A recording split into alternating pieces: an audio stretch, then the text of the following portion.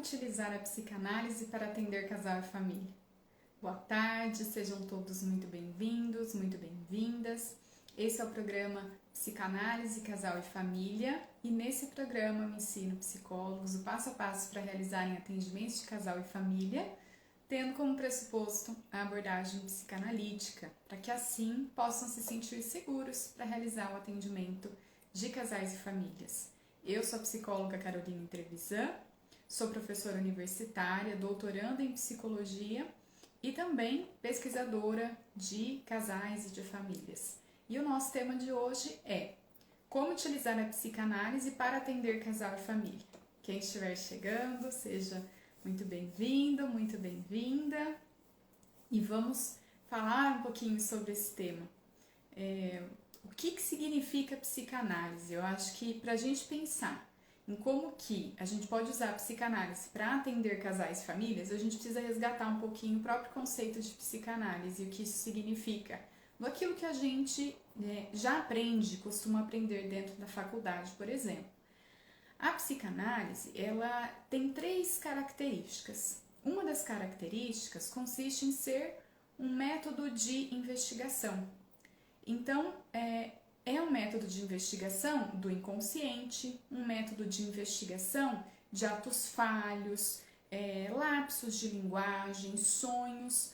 Então, quando a gente resgata lá em Freud, ele fazia todo esse percurso de investigação, de procurar entender o que significavam esses fatores, que para o Freud não eram aspectos assim, não eram coincidências, acasos, uma troca de nome, um trocar, errar uma palavra, isso não era algo sem nenhum significado. Para ele, tudo fazia um certo sentido dentro do psiquismo, só que isso era inconsciente. E as pessoas, por serem inconscientes, estar fora da consciência, não conseguiam acessar. Isso é um dos aspectos, né? A gente pensar como um método de investigação. Nós temos uma outra característica da psicanálise. Ela também é um método psicoterapêutico. Então, com o que a gente tem, né, de conhecimento a respeito desses aspectos inconscientes que estão sendo investigados, o que a gente vai fazer? A gente vai construir um modelo para fazer atendimentos, para tratar as pessoas, para acompanhá-las. Isso é o processo que nós psicólogos fazemos. E nós temos uma terceira característica, que a psicanálise ela é um conjunto de teorias e um conjunto de teorias, tanto no sentido de compreensão do psiquismo, do aspecto psicológico, quanto também do aspecto psicopatológico. Então, em termos de psicopatologia, nós também vamos ter uma constituição de uma teoria, né, que a psicanálise vai oferecer para compreender esses aspectos. Então, pensando na psicanálise. A psicanálise, como a gente tem assim, uma ideia geral, tradicional, pensando bastante no Freud, nós vamos ter, então, métodos de investigação dos aspectos inconscientes, nós vamos ter um método psicoterapêutico que a gente vai usar para fazer nossos atendimentos, e a gente tem um conjunto de teorias psicológicas e psicopatológicas para realizar esses atendimentos. Bom, isso é o que a gente tem como psicanálise, vamos pensar no sentido mais clássico, ou como uma psicanálise, né, como um grande tronco, uma raiz que vai derivar várias outras perspectivas que são os teóricos dentro da psicanálise. Mas essa é a ideia da psicanálise a priori, né, e sempre focando no quê? Especialmente nos aspectos inconscientes. Isso não significa que a gente não dá valor ou não considera os aspectos conscientes que o nosso paciente traz. Absolutamente que não, a gente também valoriza isso. Mas é que a gente não se limita a isso, a gente olha e vai procurar entender que tem algo mais além, algo que vai além daquilo que a gente tinha como aquilo que a própria pessoa está percebendo, aquilo que ela mesma está colocando. Bom, pensando nisso, né, a gente vai ter que fazer um caminho agora para entender como que a psicanálise pode ajudar a entender melhor casais e famílias. E eu queria assim, né, por que eu escolhi falar sobre esse tema, por que esse tema é importante? Porque nós temos dentro da psicanálise, a psicanálise é uma das grandes abordagens que estuda casal e família, e ao mesmo tempo, quem segue a psicanálise não tem muito acesso a essas informações. Ou seja, não é algo que a gente costuma conversar, não é algo que tantos psicólogos ou psicólogas já assumiram como prática. E aí as pessoas começam a achar que psicanálise, né, não atende casal e família, não tem teoria, simplesmente por não conhecer. A gente também tem uma dificuldade em cursos de formação mesmo, para atendimento dentro da psicanálise. A gente tem bastante conteúdo, vários autores, inclusive já consolidados, a gente tem vários artigos, pesquisas que estão sendo feitas, mas que às vezes elas não estão dentro de um curso, uma pós-graduação, por exemplo, e aí a pessoa acaba entendendo que não faz sentido, né? Que não tem, eu não vou conseguir me formar, eu não tenho conteúdo para isso. E aí nossa página vem sempre com essa função, né? O meu curso também com essa função de oferecer esse conteúdo de uma maneira que as pessoas tenham esse acesso. Mas é importante a gente olhar para isso, porque é um campo que tem bastante oportunidade de trabalho. A gente tem uma série de casais e de famílias que têm essa demanda, que a gente pode trabalhar com elas, mas às vezes a gente não sabe o que fazer, como fazer. Ou a gente fica numa ideia assim, eu tenho que adaptar a teoria da psicanálise para atender casal e família. E a minha proposta não é essa, né? E a proposta de um conjunto grande de autores não é de adaptar, né? Querer usar o mesmo conceito, só que olhando para duas pessoas. A gente tem conceitos novos e formas novas de enxergar a situação.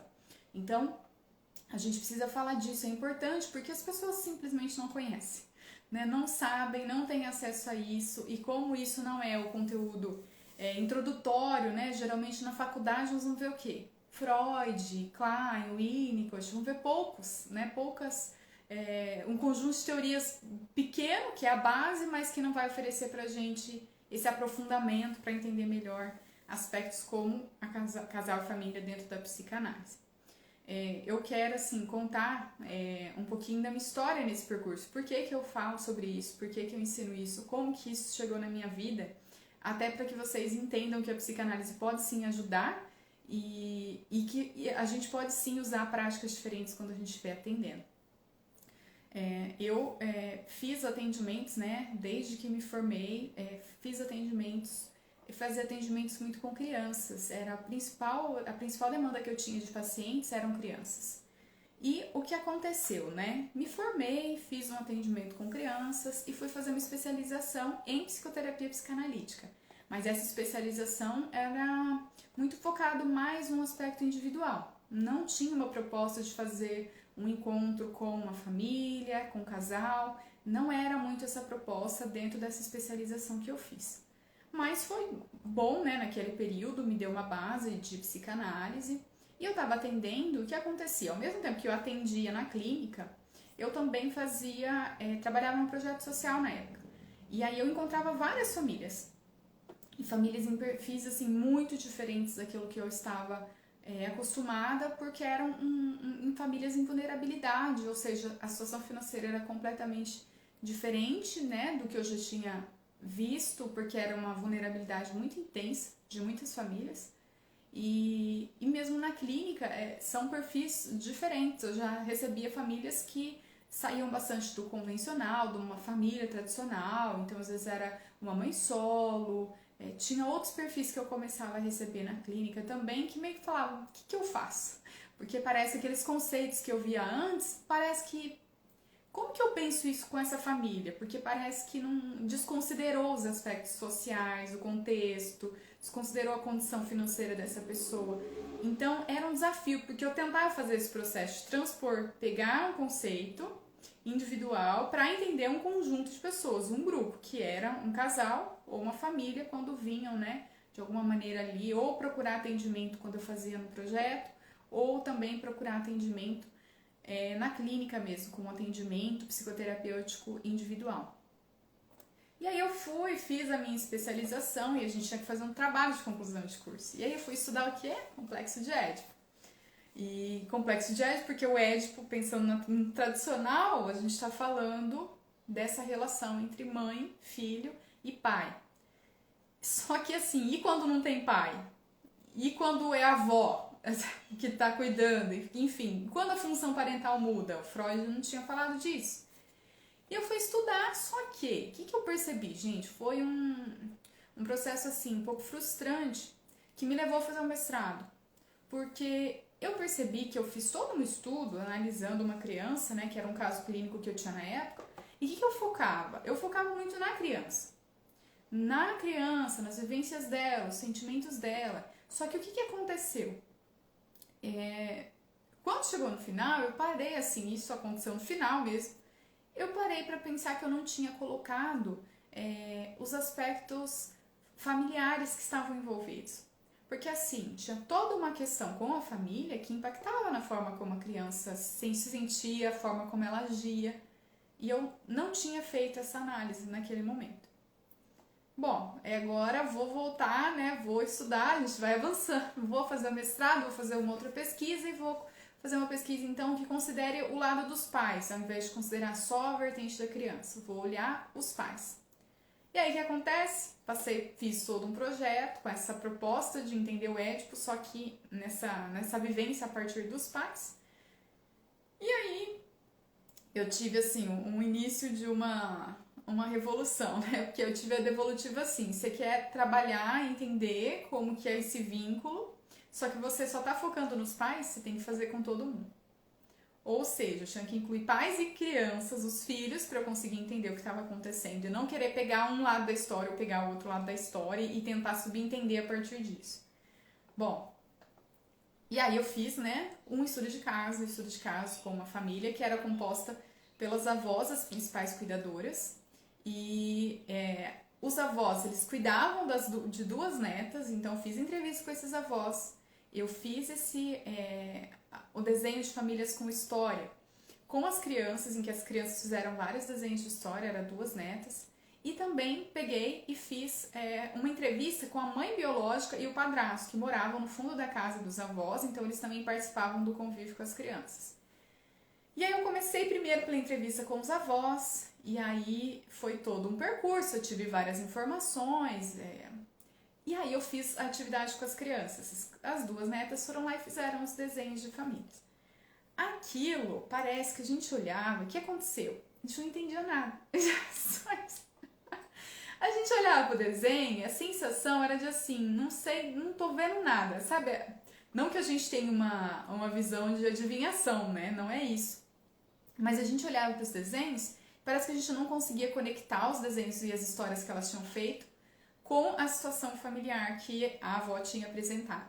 Parecia, gente, qual é a sensação? Que tá faltando, sabe um quebra-cabeça? Quando você começa a montar e parece que tem uma peça que não encaixa, tem algo que tá faltando, você não sabe direito onde você coloca. Essa sensação, parece que tinha algo faltando, não estava entendendo. E aí a gente teve como sugestão, eu levei isso para uma primeira apresentação, que é a qualificação. A sugestão foi, entrevista a mãe, vamos ver o outro lado, né? Porque até então dava-se um pouco uma impressão de que a mãe meio que tinha abandonado as meninas. E aí o que aconteceu? Depois que eu fiz essa entrevista, as peças se encaixaram. E aí eu consegui enxergar essa família de uma maneira assim, muito mais estruturada, assim, como uma família inteira. E aquilo foi o início, né, da revolução, para eu entender por que eu podia estudar psicanálise, como a psicanálise podia olhar para os atendimentos de uma forma diferente, uma forma mais ampla, não focada só no individual. Porque tudo fez sentido e aquilo que as meninas tinham feito no desenho, a mãe apresentou, aquilo que a avó não falava, porque envolvia as ações dela que ela não queria expor ou mesmo não tinha consciência deles, a filha veio e conta. E aí a gente fica com muito mais informações, assim, é uma riqueza que você atendendo uma pessoa só você não tem. Não tem.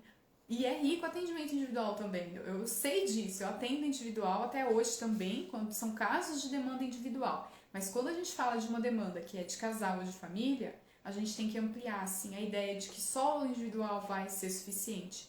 Muitas vezes não é. E isso eu estou falando por quê? Porque em paralelo a isso eu continuei atendendo na clínica. E quando eu estava atendendo na clínica, tinha uma coisa que acontecia comigo que era muito triste assim. Eu atendia as crianças e acontece que a criança, né, ela vem com a família. Então a criança não tem uma autonomia, uma decisão se ela vai ficar e seguir um atendimento até o fim ou não.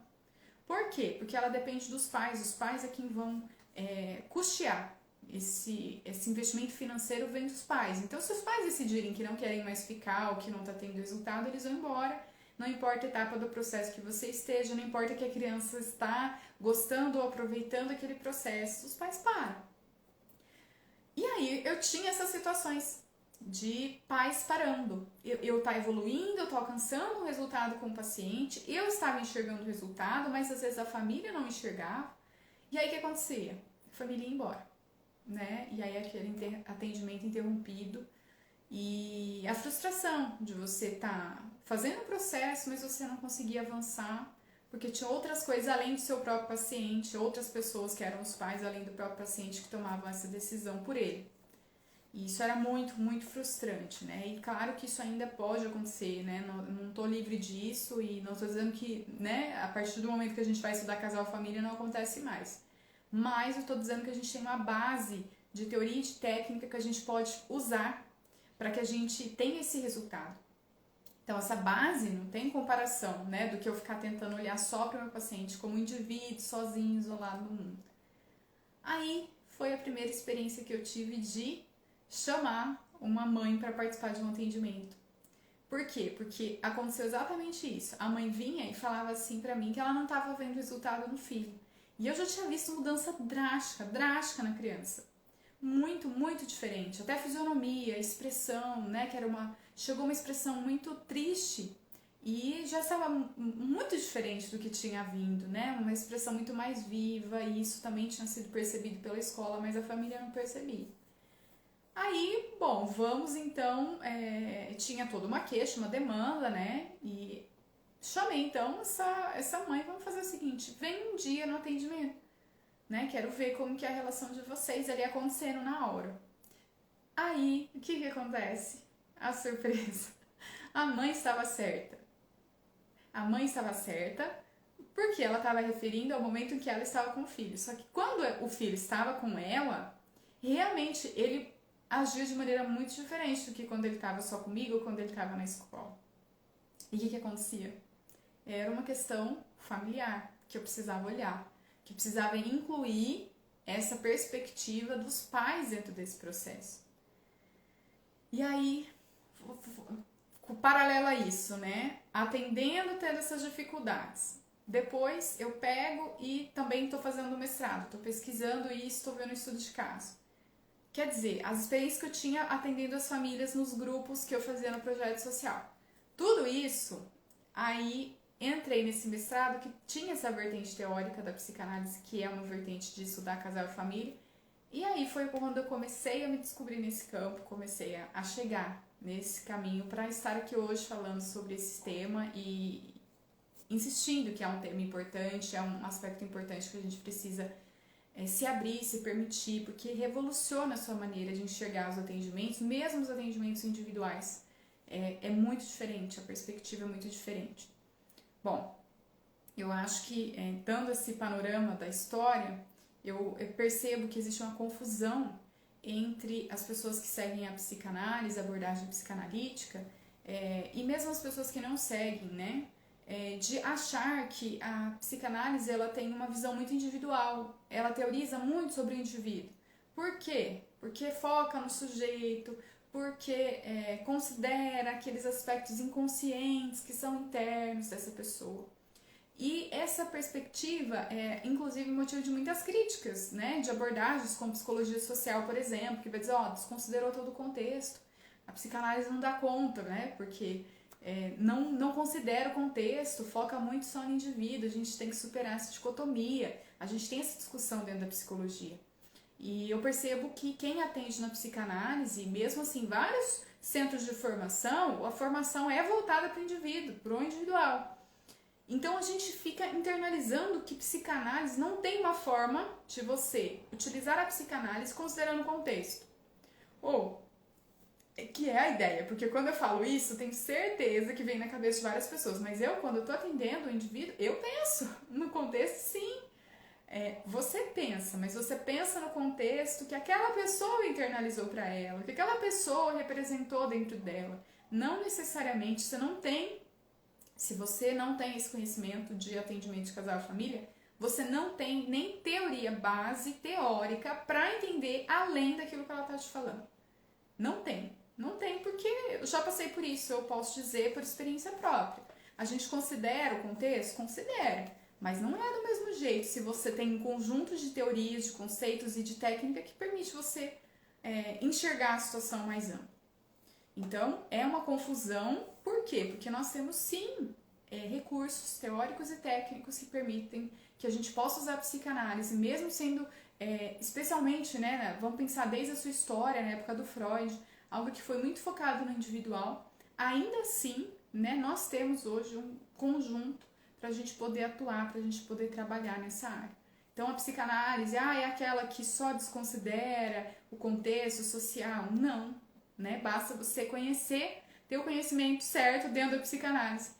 Certo no sentido de direcionado para olhar para isso, né? Não de certo de certeza absoluta, mas existe e a gente tem como ter esse recurso.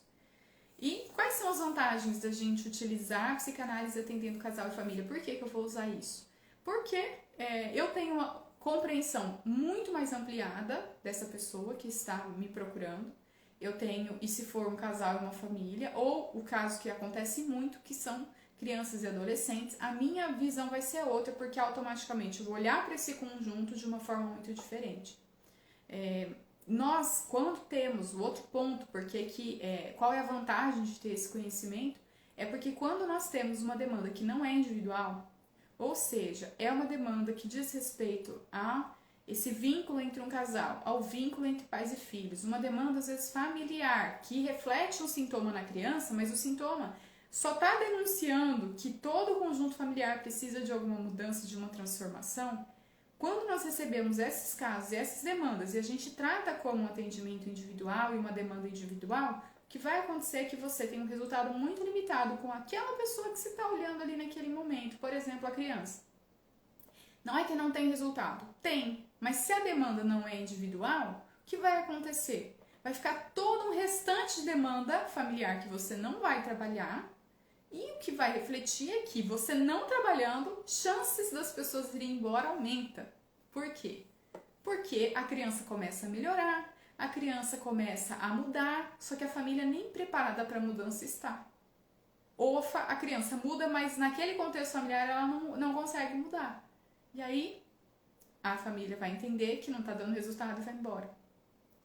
Quem aí nunca, que às vezes já deu assim, falhou em algum momento, de às vezes dar uma recomendação para os pais e os pais partirem. Você dá uma orientação e eles vão embora. Em geral, isso acontece, uma das questões é porque você não percebe ali naquele momento que às vezes o pai, a mãe ou quem fizer essa função não tem condições ainda de atender aquilo que você está orientando. Parece que é muito, sabe? Você está apertando demais, eles não vão aguentar. Só que se você desconsidera esse ponto, você vai dar todas as orientações de uma vez, por exemplo. O que os pais vão sentir? Que eles não conseguem, a sensação de impotência e ainda vão embora pensando, nem com a psicóloga não resolveu, porque eu não consigo, e eles vão embora. Então, eu não posso desconsiderar. Por quê? Porque se eu desconsidero, eu não tenho esse olhar para essa demanda que é familiar, só trato um pouquinho que é individual e o restante vai se perder e vai influenciar até no individual, porque essa pessoa vai acabar indo embora, né? E, enfim, né? O paciente, a criança ou adolescente acabam não ficando. Bom, então esse é o sentido, né? Você trabalhar com aquela demanda que realmente é a demanda. Se é uma demanda de casal e família, é isso que você vai trabalhar. Não adianta a gente querer fazer só no individual, porque é aquilo que a gente conhece. A gente tem que procurar outras práticas. E aí vamos então falar um pouquinho disso, né? Como efetivamente que a psicanálise como que a gente pode utilizar a psicanálise para atender casais e famílias. E aí eu vou trazer para vocês um conteúdo que é muito novo, estudos novos, que se trata de psicanálise vincular. Sim, nós temos uma vertente dentro da psicanálise que se chama psicanálise vincular. E o propósito dessa vertente é investigar os vínculos. E eu tô falando disso, né, e pode parecer meio, mas a gente não fala de relação o tempo todo, relação de objeto e tudo mais, o tempo todo a gente não tá falando disso, a gente não olha para isso, as relações que os nossos pacientes têm no individual tem diferença. Uma coisa é o vínculo. Outra coisa é uma relação. Teoricamente tem diferença e isso vai fazer com que a gente acabe tendo que mudar também a nossa perspectiva, a nossa técnica quando a gente estiver atendendo. Bom, vamos resgatar só um pouco de história, vamos lembrar do Freud. O Freud, ele começou seus atendimentos como? Fazendo atendimentos com as histéricas. Ele atendia as pacientes histéricas e ele foi desenvolvendo a psicanálise a partir desses atendimentos.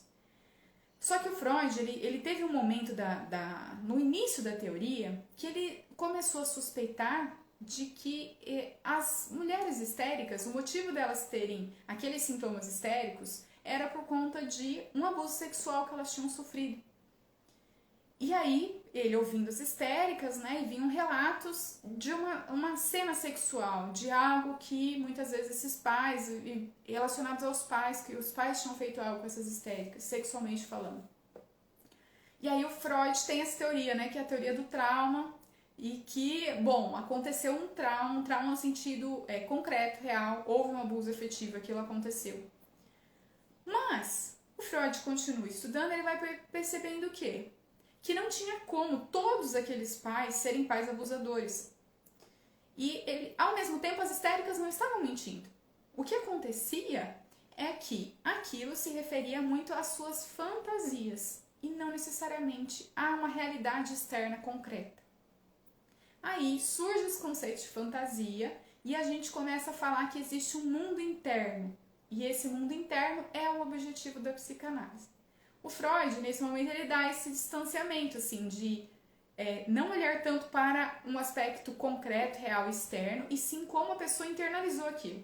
Quando a gente fala de mundo psíquico, realidade psíquica, o que a gente está falando é como a pessoa internalizou para si mesma aquilo que ela vive no seu mundo externo. Como que ela representou aquelas pessoas, aquelas relações.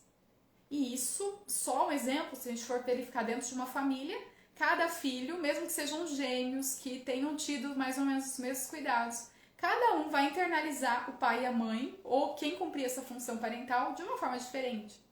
Né? E aí isso tem momentos em que corresponde mais a uma realidade ou não, é uma visão mais distorcida da realidade.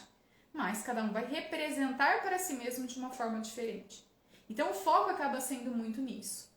O Freud ele vai ampliando, ele tem estudos sobre a questão social, né? Ele fala da importância do outro para a gente se identificar, constituir o nosso eu, a gente se identifica com as pessoas para constituir o nosso próprio eu, mas ele não tem uma teoria desenvolvida sobre grupos ou sobre essa questão de realmente, né, que o outro real tem um impacto grande no psiquismo. O outro não só como eu represento, mas o outro enquanto um ser presente, que está ali, né, e que está efetivamente tendo esse vínculo, ele existe e ele faz coisas e essas coisas também me abalam. Não só porque eu internalizei de uma determinada forma, mas porque realmente aconteceram daquela forma e isso vai me impactar. Então, o Freud, eu digo que o Freud não teve tempo de vida suficiente. Porque se tivesse, com certeza ele teria avançado muito mais. Mas, né, ele deu muitas contribuições, ele deu esse início. E nesse início também, gente, não tinha, era o foco assim, dentro da psicologia mesmo não se tinha esse olhar para o grupo, para o contexto, não existia. Isso começa a existir quando? Segunda metade do século XX, quando a gente começa a ter estudos na área de saúde mental. Nos estudos dos psicóticos, que ficavam internados. E a ideia era como a gente pode fazer com que esses psicóticos eles possam retornar ao convívio social, que eles possam ter esse retorno. É aquela ideia que a gente desconstrói ao longo do tempo da saúde mental, de que dentro de ter um hospício, o hospício é onde, dentro do hospício tá todo mundo louco, fora do hospício tá todo mundo, entre aspas, normal. E há uma desconstrução disso. E para fazer isso eles fazem o quê? Chamam a família, começam a perceber que nos casos de psicóticos, o que acontecia é que muitas vezes tinha algum aspecto patológico na família e que isso acabava refletindo no sintoma desse psicótico. Ou, vamos falar em outras palavras, né, um esquizofrênico, por exemplo. E aí, nesse processo, o que a gente faz? Que eu tô vendo que esse psicótico, eu quero trabalhar com ele, eu quero reinserir ele no contexto social. Eu começo a perceber que essa família ela impacta nesse sintoma desse sujeito. De alguma forma a família impactou. E aí o que eu vou fazer? Né? Eu tenho teoria para explicar? Não tinha.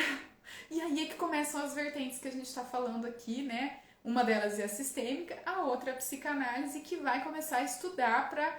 Como que a gente faz? A gente vai pegar os conceitos que a gente tem lá do Freud, da Melanie Klein, desses autores que a gente tem clássico, vai adaptar para esse grupo, para olhar para o grupo, ou eu vou criar novos conceitos? Também temos as duas possibilidades, mas a possibilidade que eu estou falando aqui para vocês é da psicanálise vincular. Que eles entendem o seguinte, ó, a gente precisa criar outros conceitos, porque a gente está falando de outra coisa, não é individual. Eu estou falando de uma questão que pega o grupo inteiro. É a família, é o casal, não é só o sujeito. Então não adianta eu querer fazer um atendimento com uma família toda só focando em como que cada um individualmente internalizou as suas próprias experiências, porque está acontecendo a questão central. Não é só o seu interno, mas é o que acontece entre eles. E aí é que começamos a ter vários autores, né, que vão avançando para desenvolver esse conjunto de teorias que vão explicar, que vão compreender como que a gente faz para atender casal e família dentro da psicanálise. Bom, que a gente, olhando esse histórico, o que a gente tem então?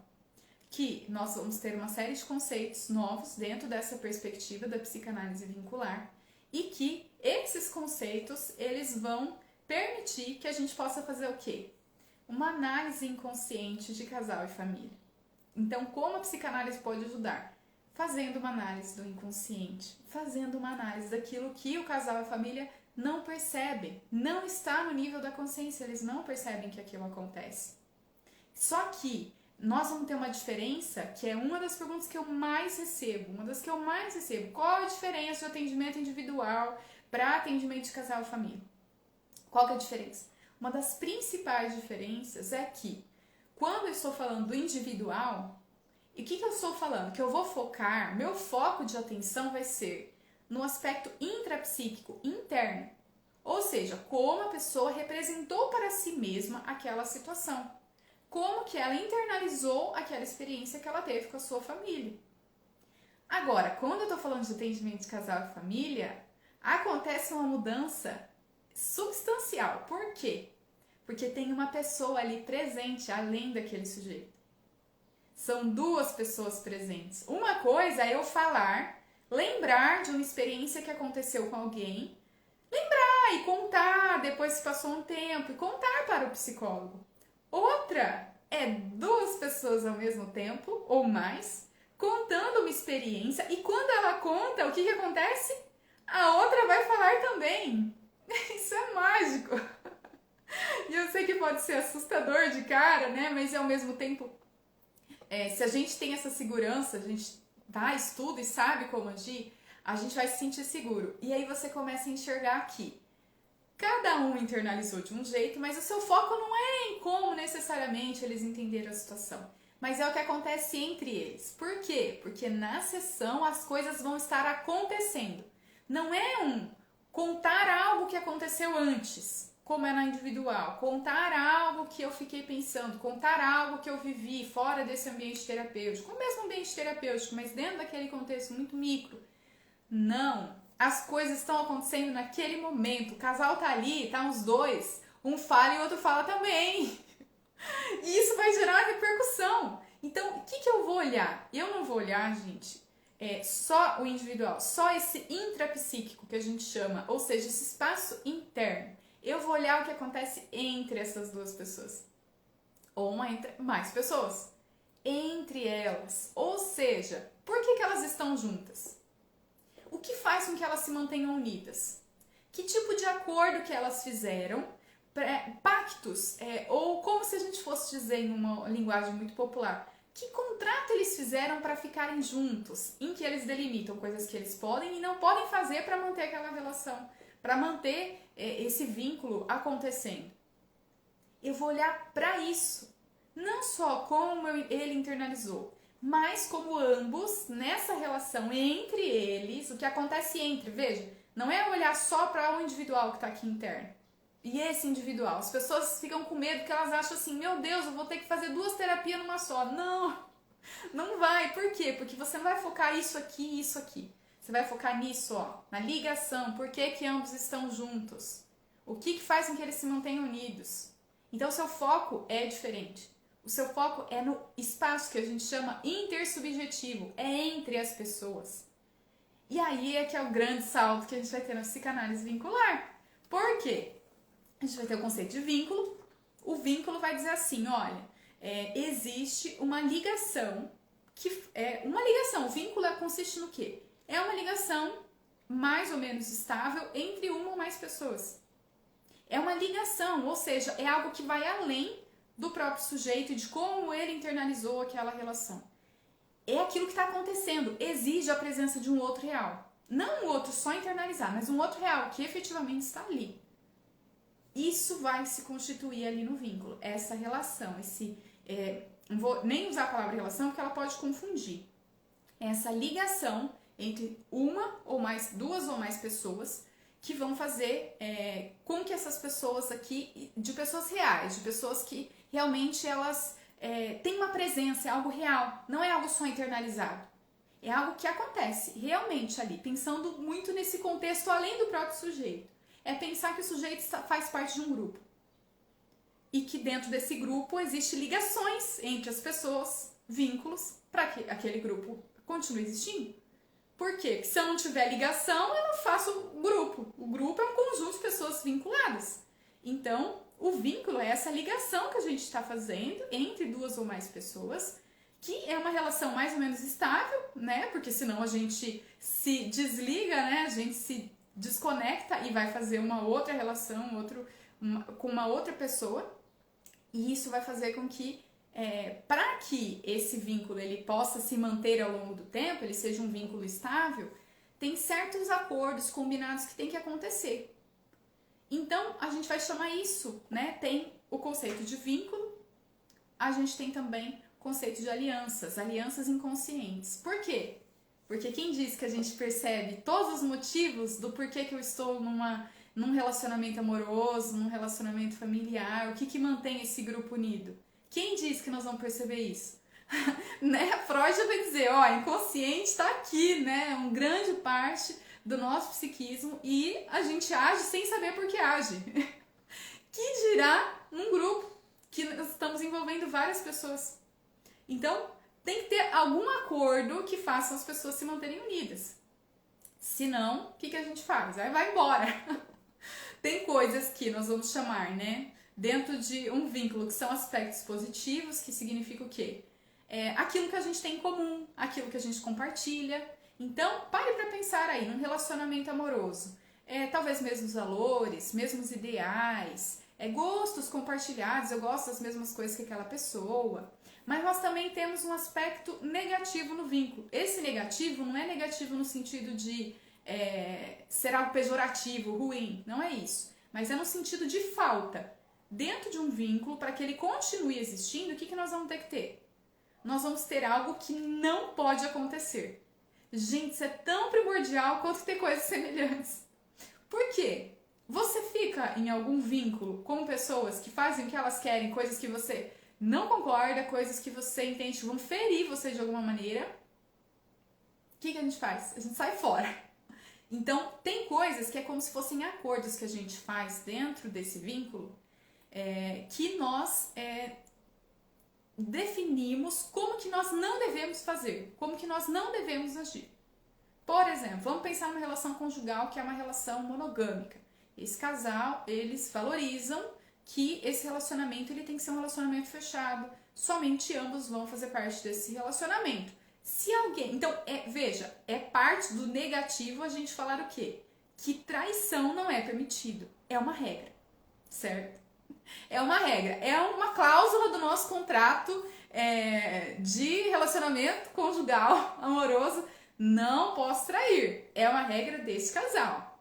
Tem casais que são o contrário. Eles têm uma relação aberta, poligâmica, podem se relacionar com várias pessoas. É uma negociação dessas pessoas, deste vínculo. E se algum deles começar a achar, ó, não tá funcionando, né? Não gosto disso, muito ciúme ou algo assim, ou eles vão ter que rever o contrato, ou talvez não dê mais pra continuar. Se a pessoa essencialmente, olha, você não gosta de uma relação aberta, e pra mim é assim que funciona, se não tiver nenhuma conciliação, acaba-se o vínculo e as pessoas se separam. Então é isso, é a gente pensar que nós temos alianças inconscientes, ou seja, nós temos, é como se fossem combinados, acordos, um contrato para a gente estar junto, para esse vínculo estar acontecendo. Vamos dar um outro exemplo. Um exemplo que é muito, eu vejo que é muito frequente e muito triste. Quando a gente está pensando em adolescentes, né, e as suas famílias. Eu vejo que, vamos pensar na própria tarefa da adolescência. Adolescentes, eles têm que definir a sua identidade. Isso inclui definição de identidade, vai incluir aspectos em todos os níveis. Psicologicamente, tem uma questão toda biológica que muda. E nós temos uma questão que é a definição da sexualidade. Nesse momento da adolescência, o adolescente ele já começa a ter os seus primeiros interesses, as suas atrações. A Ana aqui, vou até ver minha ligação. Ótimo. E é ótimo a gente entender isso, a gente começar a analisar mesmo. Mas quando a gente está falando do adolescente, então, só para não perder esse exemplo que eu acho que é muito rico, quando a gente fala do adolescente, ele vai definir no sentido, assim, de começar a ter esses interesses sexuais, essa atração sexual, de procurar uma outra pessoa para buscar essa satisfação.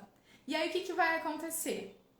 Acontece que, às vezes, nós temos uma família que tem como, é um grupo que, lembre, o grupo é cheio do quê? De vínculos. Ou seja, as pessoas ali estão ligadas. Aquela família, um tá ligado com o outro. Mas existem as alianças inconscientes, ou seja, tem grupo que vai permitir algumas coisas e não permitir outras. Todo grupo vai, mas o que é não permitido vai variar. Só que tem aquele adolescente que começa a se perceber, por exemplo, com uma orientação homossexual. Ou uma orientação sexual bissexual.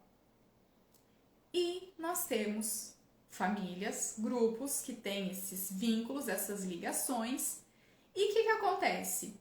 De repente, se nesse contrato que existe para o vínculo se manter, para que aquele conjunto permaneça unido, se dentro desse contrato, lá, nessa aliança, tem uma aliança que não permite, que é proibido, que nós não podemos ser homossexuais ou bissexuais, isso não é tolerável, que o certo, e em geral isso vai trazer muito um componente religioso, que é um outro ponto, ou seja, vai até além das próprias pessoas, vai uma questão cultural, que é transmitida, que a pessoa recebe isso, ela internaliza e ela entende que aquilo é o correto.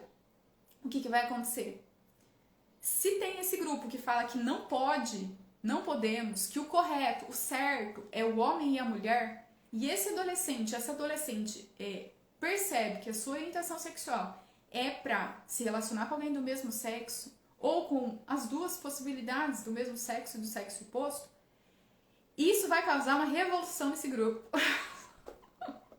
E assim, eu estou falando assim que a gente brinca e tal, pra gente procurar entender esse contexto, mas é muito triste. Por quê? Porque nós vamos ter que ver a flexibilidade desse grupo. Esse grupo, ele tá disposto a rever o contrato e fazer outros acordos, então de repente agora pode uma pessoa ficar com alguém que é do sexo oposto, agora vai poder, ou não vai poder, ou vou querer fazer uma cura gay, né? Espero que quem esteja aqui não pense nessa possibilidade, por favor, né? Que a gente fala, inclusive, orientação sexual. Por quê? Porque não é doença, não tem que ser tratada e nem curada. Tem que ser aceita. Mas, quando a família vai colocar as possibilidades, e aí o que vai acontecer?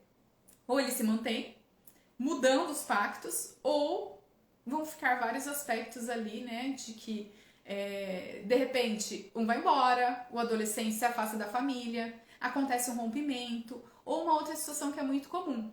A pessoa é homossexual, por exemplo, é assim que ela se identifica, mas para as pessoas fica um segredo na família, porque ela sabe que a família não vai aceitar, então ela não conta. Só que o segredo é terrível para essa pessoa, porque ela sente que o tempo inteiro ela não está sendo aceita no grupo. O tempo inteiro ela tem que mascarar alguma informação. E isso causa um prejuízo psicológico gigantesco, né? Não sentir essa aceitação, ter que fingir, não levar esse parceiro ou parceira, se esconder, isso é terrível.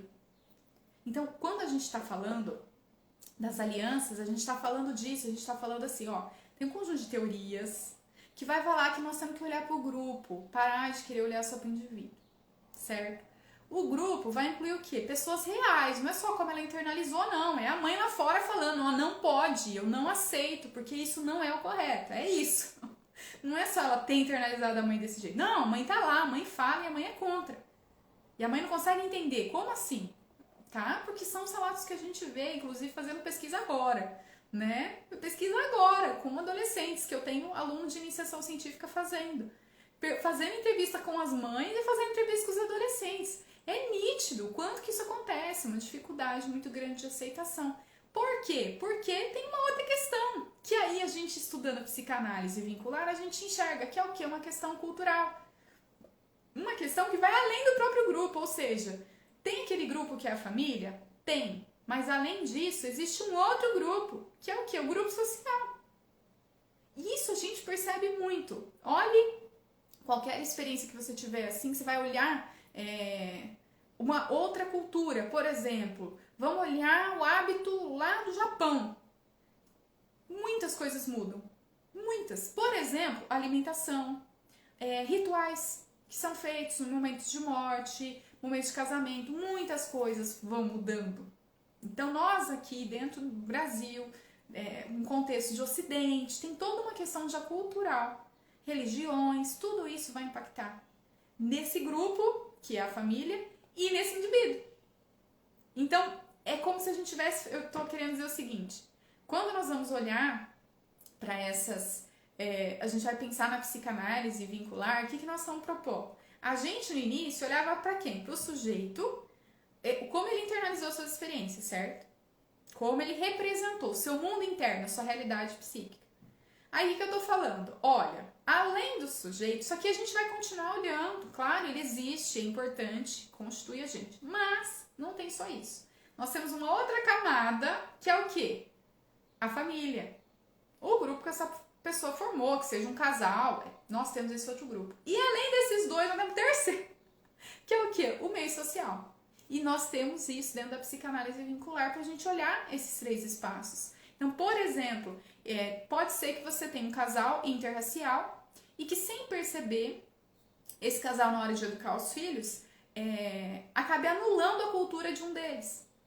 Por conta de repente, ser um aspecto racial que na sociedade já é mal visto ou que tem muito preconceito. Então, o que eu faço? Eu vou transmitir para essas crianças, esses filhos, somente o dessa cultura que é mais valorizado socialmente. A família percebe? Não, é inconsciente. Mas isso faz com que muitas vezes aquele, claro, que tem a sua cultura desvalorizada, ele vai se sentir mal. Isso vai impactar nesse vínculo. E as crianças, é um registro, é uma identidade delas, a sua origem. E é a origem completa, não é só de uma vertente, de ambos. E quando a gente não fala disso e a gente não pode trabalhar com isso, o que acontece? Essas crianças vão seguir sua vida com esse elemento faltando, com parte da sua história que, de certa forma, tem que ser negada porque não é bem vista socialmente. Isso os pais transmitem sem perceber. Gente, é uma explosão!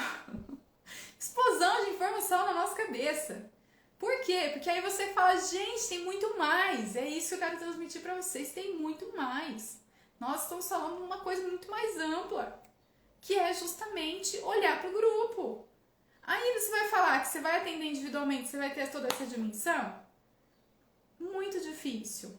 Sem ter a teoria, porque tendo a teoria você consegue, né, olhar esses aspectos e enxergar um pouco além. Mas sem ter a teoria e sem atender ninguém que faça essa... sem atender em grupo, né, o casal, a família, você vai enxergar? Não vai, não tem como. Não tem como. Você não tem base teórica para você conseguir fazer isso. Então, a gente pode, como a psicanálise pode contribuir no atendimento de casal e família? Usando os conceitos da psicanálise vincular, essa técnica, fazendo uma análise inconsciente, mas não é uma análise inconsciente só individual, é uma análise inconsciente do grupo, da família, ou uma análise inconsciente do casal, daqueles que estão procurando, do grupo que está te procurando. Você vai ver quais são as ligações, os vínculos que mantêm eles unidos e as alianças, que significa o quê? O contrato combinado que eles fizeram inconscientemente para estarem juntos. Tanto considerando aquilo que é positivo, no sentido de que a gente pode fazer, que é combinado, que a gente tem de partes semelhantes, quanto daquilo que é o negativo, ou seja, daquilo que a gente não pode fazer para esse vínculo continuar existindo, esse grupo continuar existindo. Porque senão você cai fora do grupo, você não faz parte, você está agindo completamente diferente, a gente não aceita essas regras. E isso a gente vai conseguir fazer, essa análise, olhar isso que está acontecendo entre, que a própria pessoa individualmente não percebe. A gente vai fazer essa análise tendo esse panorama e a psicanálise pode nos ajudar muito com isso. Bom, uma outra questão que eu acho que é super importante com relação à técnica, né? Eu acho que a gente tem uma preocupação muito grande, eu vejo isso muito em alunos, né, especialmente. A gente tem uma preocupação grande de tentar seguir a psicanálise à risca. O que significa isso? Um debate que às vezes começa a surgir do que é psicanálise, o que não é psicanálise. E a gente começa assim, especialmente num começo de atendimento, eu vejo que um lado muito superegóico, assim, muito crítico. Não posso, né, fazer isso, tenho que me policiar, não posso falar. Todo um cuidado, pensando, e tem que ter, claro, um cuidado quando a gente está atendendo, mas eu digo que às vezes a gente entra num vértice de rigidez desnecessária. E aí a gente tem uma técnica nossa psicanálise, que é o quê? A associação livre. Basicamente é a nossa técnica. Nossos pacientes, quando nos procuram, como que vai funcionar nosso atendimento? Eles vão associar livremente. A partir daquilo que eles vão trazendo de conteúdo, a gente vai conversando, perguntando, a gente vai ampliando. Mas quem escolhe o conteúdo é a pessoa.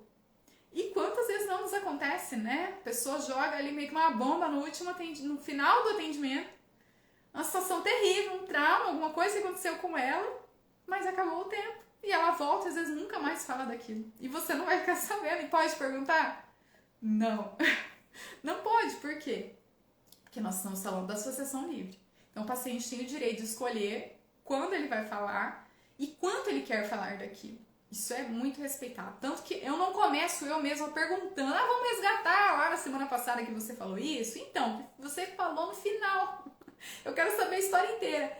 Nós não vamos fazer isso, né? Essa nossa técnica, a associação livre, traz isso. E aí vem a questão, o que eu faço com o casal? Que tá falando de um só. E eu vou deixar essa pessoa falando, mas e um casal? Como que eu faço? Por quê? Porque é a técnica. Aí eu não vou cumprir isso, então não vou estar fazendo psicanálise. Aí é que é o ponto. Nós também vamos utilizar a associação livre. O que vai mudar? O que vai mudar é que nós vamos ter uma postura um pouco mais ativa no sentido de permitir que ambas as pessoas participem desse processo. O que significa isso? Significa que eu vou deixar, porque é associação livre. Vamos imaginar, se for uma relação entre um homem e uma mulher. Poderia ser 2 mulheres, 2 homens, independente. Vamos imaginar um homem e uma mulher. Tem uma mulher ali, essa mulher está falando. Eu tenho que dar espaço para ela? Tem. Agora, ela está falando. E o outro parceiro não fala nada? Tem problema. Por quê? Porque a sessão é do casal, a sessão não é da fulana. A sessão é dos dois. Então, nós vamos precisar trazer os dois.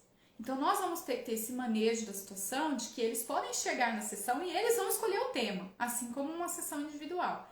A mudança é, na hora que eu perceber que tem alguém que está falando muito mais, que está se colocando muito mais do que o outro, o que eu vou fazer? Eu vou, e aí é o ponto, que é a dúvida, né? O que eu faço? Como eu vou interromper a pessoa?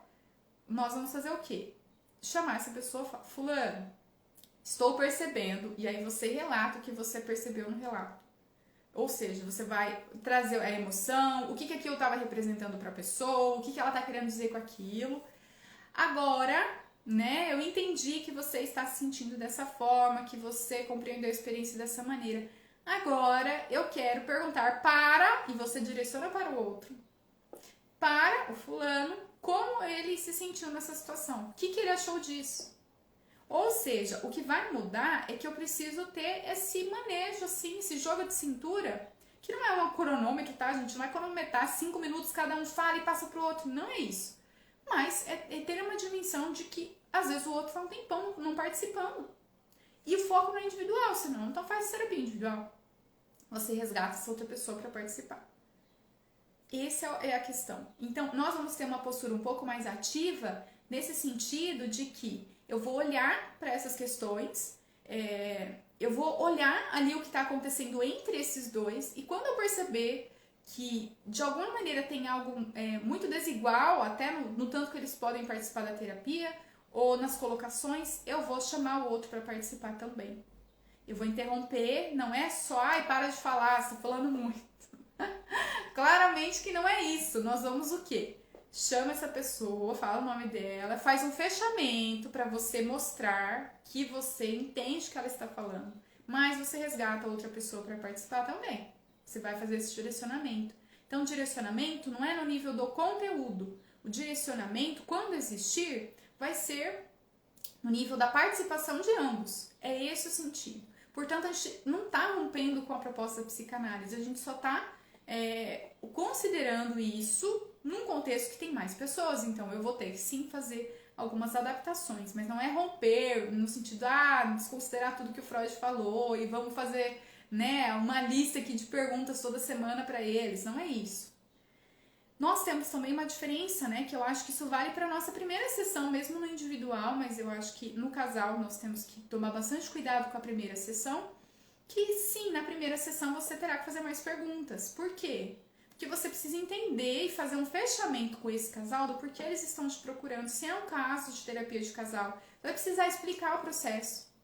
Então, isso vai exigir de você, claro, não tem como, vai exigir de você que você tenha uma postura ativa e que em algum momento você direcione alguma coisa. Né? Direcionar no sentido de conduzir, porque é um primeiro dia e que é um casal. Se não ficar claro para ambos por que eles estão lá, o que vai acontecer? Eles vão, talvez, indo embora, um adorou, o outro fala, eu não vou voltar mais, para mim não faz sentido. E sem os dois, não tem terapia de casal, por exemplo. Então a gente precisa deixar muito claro para ambos o que está acontecendo nesse processo, o que é o processo. Portanto, no primeiro dia a gente vai ter uma sessão um pouco mais estruturada, não tem jeito. A gente vai deixar eles falarem da queixa, do porquê que eles estão vindo, mas a gente vai ter que estruturar, fazer mais algumas perguntas para contextualizar, para entender esse casal e também para fazer esses combinados que a gente faz no primeiro dia. Então isso acontece, mas não é um rompimento com a técnica, nada disso. É o mínimo necessário para a gente construir um vínculo, um contrato também nosso, sobre como a gente vai seguir com o trabalho dali em diante. E aí, penso que um outro aspecto, né, pensando em como a gente vai usar a psicanálise para atender casal e família, então, olhando para tudo isso que a gente conversou, é a gente trazer esses aspectos conscientes e inconscientes para que essas pessoas que estão participando dessa sessão, elas possam ressignificar suas experiências. Então, quando eu trago que, de repente, essa pessoa ela ficou muito chateada com o parceiro, por exemplo, porque não atendeu um telefone, porque demorou um pouco para retornar. E eu começo a perceber que, olha, tem outras questões, você já se sentia mal, porque às vezes na sua história, na sua família, você teve uma referência dessa no relacionamento e você entendeu que isso é um sinal de abandono, isso é um sinal que a pessoa não vai ficar mais com você, que ela está procurando uma outra pessoa. Eu trago isso à tona, essa pessoa pode repensar, que às vezes foi uma situação, não foi um momento, não é o que acontece sempre, ou seja, a reação não foi por causa daquela situação, foi o medo por conta das outras que você viveu lá atrás. Quando eu trago isso, eu posso fazer um movimento de ressignificar essas experiências, e isso mostrando para ambos, tá? Esse casal, o que acontece? Por quê? Porque esse casal, ele está hoje, ele é um grupo, mas ele faz parte de outros grupos. Né? Então cada um tem a sua família de origem e tem os seus vínculos, ou seja, tem as suas ligações e tem os contratos para manter-se ligado naqueles grupos que é o grupo de referência, né? Quando a gente pensa a família de origem, é o grupo de referência. Eu quero fazer o oposto, tá? O oposto de quem? Da família de referência. Continua a mesma coisa, continua sendo referência.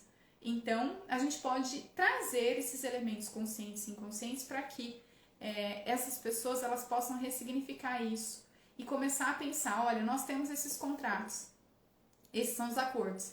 Em geral, gente, o que está acontecendo? Está tendo atrito na aliança, ou seja, o contrato não está funcionando. Tem uma cláusula que precisa ser revista por alguém. Por isso que vem a demanda, por isso que as pessoas procuram. Porque não está funcionando desse jeito. Eles estão pensando, talvez não dê para manter esse grupo. Ou seja, essa aliança vai ter que ser rompida. O que nós vamos propor? Nós vamos, junto com eles, pensar o que não está funcionando nas cláusulas e se eles têm a possibilidade de mudar essas cláusulas.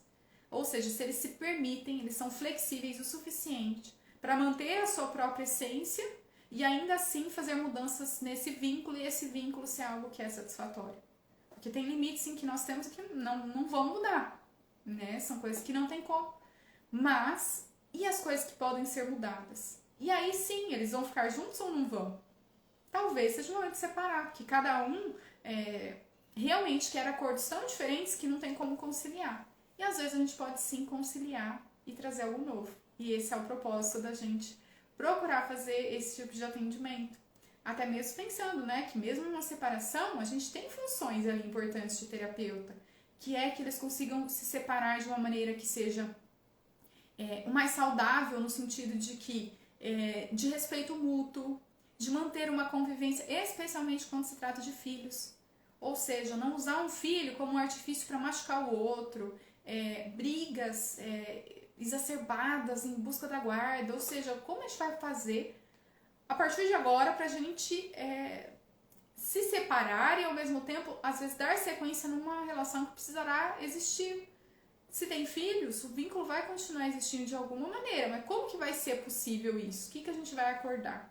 E a gente pode ajudar para que seja um processo mais fácil, e não aquelas brigas de anos atrás de levar as crianças em processos judiciais para ficar acompanhando, às vezes um falando mal do outro, um criticando o outro e a criança no meio daquilo tudo, recebendo esse impacto todo negativo. Nosso trabalho é fundamental.